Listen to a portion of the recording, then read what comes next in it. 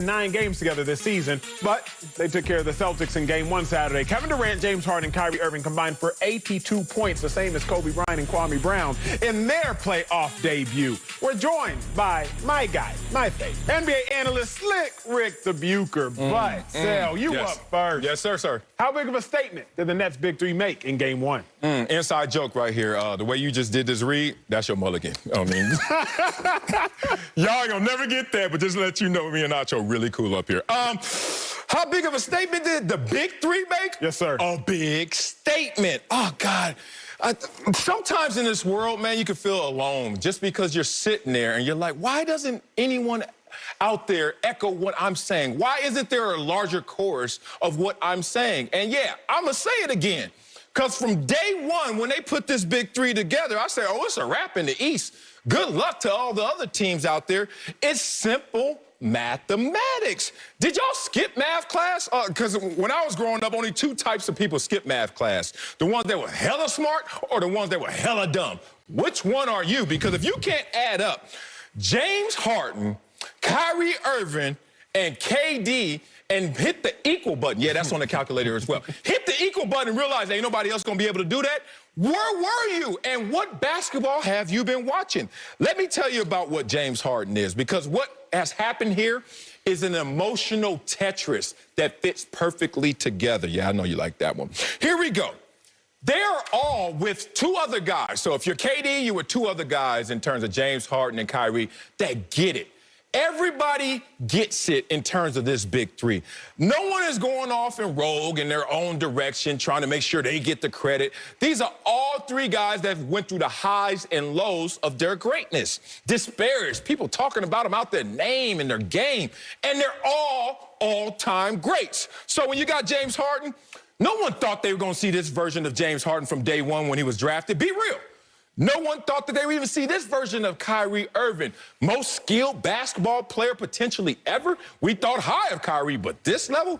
And KD, who came into the league with the most talent. But even KD, with all that talent and all that greatness, walked onto a team with a championship already and a 2-time MVP, and almost sunned that guy in Steph Curry in terms of how great KD is. He made him take a backseat as he won 2 finals MVPs. You add those 3 elements together in a situation like this where they're all trying to prove the same thing and pulling in the same direction, oh, nothing but big statements from the big 3. Low-hanging fruit, Sal, low-hanging fruit. It wasn't a big statement. It was a expected statement. It was a necessary statement. We all have social medias, and we've all seen it. When a player that is a part of a team does something stupid, what happens next? The team makes a statement. We do not condone the actions of ex-athlete. We stand for equality, justice, and et cetera, et cetera. It ain't a big statement, Sal. Okay. It's the statement that was expected and that was necessary. Now, I will give the Nets their applause. I will give them their kudos. They scored 82 points between the big 3, and the Celtics only scored 93. That's 88%. If they would have played the big 3, the Celtics' whole roster, they would have only won that game by 11 points. I'll give them their praise. Furthermore, I'll give them their praise because they showed up Game 1.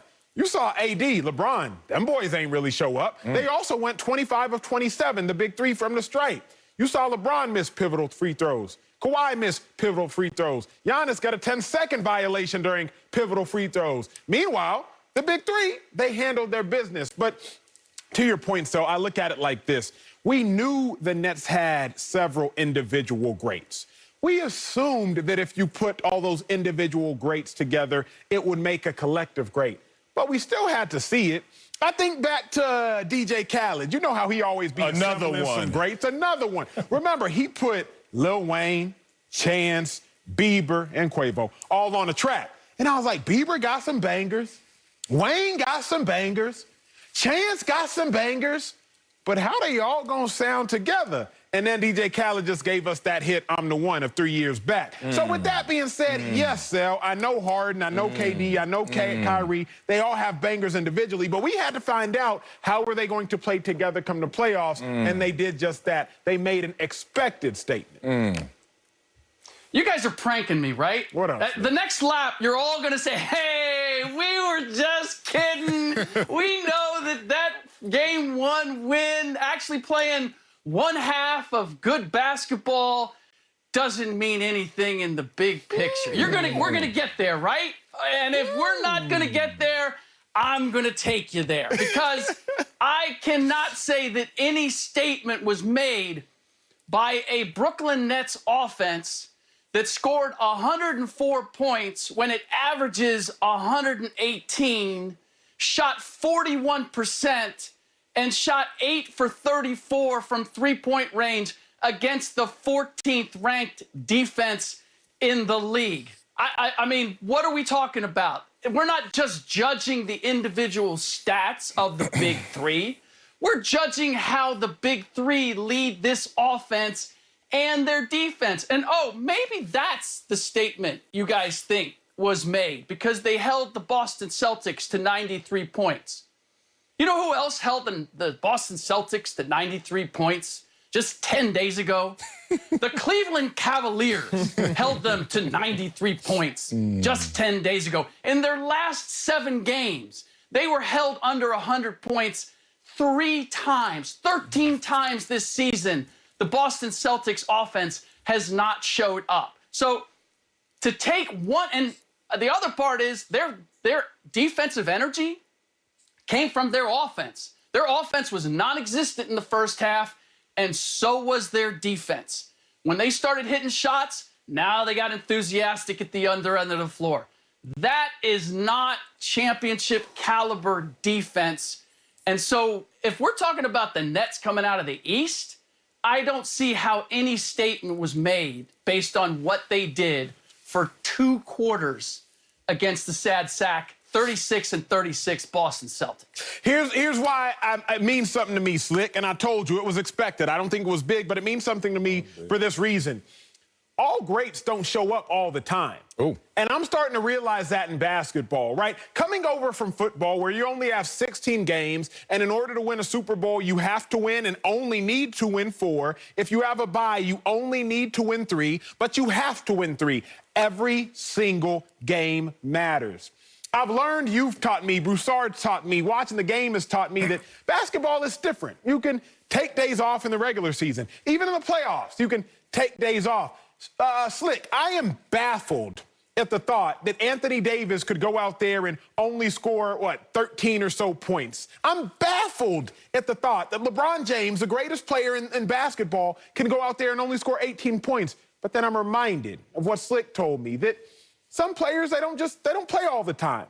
So knowing that PG and Kawhi Leonard, all other superstars, didn't go out there and ball out, knowing that AD and LeBron James didn't necessarily go out there and ball out, knowing that Giannis, 2-time MVP, could not hit a free throw to save his life when it mattered. Ooh. And then I look at the Nets' big three.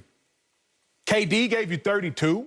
Kyrie gave you 29. James Harden gave you 21 and 10. And I'm like, wait a second. I look at all the other superstars, and they didn't all show up. Their game ones. Then I look at the Nets' 3 superstars, and every single one of the 3 showed up in a major way. Showed up playing a game and showed up hitting free throws, which the collection of superstars across the rest of the league playing in the other playoff games did not do. So, Slick, the old me would have scoffed at what the big 3 did. It's just a playoff game, not a big deal. But then as a Lakers fan, I'm looking like, dang, they couldn't get LeBron and AD to show up. So kudos to the Brooklyn Nets, big 3, for all 3 of them showing up and showing out. I love the fact that you want to thank everybody, but not thank the dude you talk to the most. I mean, I ain't rub off on you any with my basketball knowledge. Too much Clipper talk for you? What the hell are you talking about? I got to do that more? Thank you, Acho, for nothing. Let's talk about the fact that I think this was a huge statement. Forget big. Let's go bigger than big. Huge statement. Why? One, as athletes, we all know we can't lie to ourselves. This is what coaches struggle with. Why do we practice more than we play? Because we're trying to learn good habits so we can rely on those good habits in them game situations. No matter what is thrown at you in terms of adversity, score, whatever the flow of the game is, you will lean on good habits. Coaches try to break through and try to dictate terms, try to dictate what you're feeling in circumstances, at least emotionally. Coaches will yell at you, hey, man, we need to go out there and do this. We need to go out out here and take advantage of this moment right here.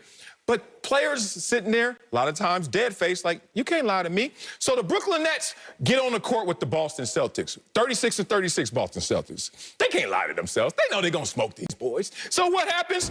Boston Celtics go out there and ball out in the first half, up 6. Brooklyn Nets go into the locker room, halftime, say, all right, guys, we lied to ourselves. They're going to be a little better than 36-36.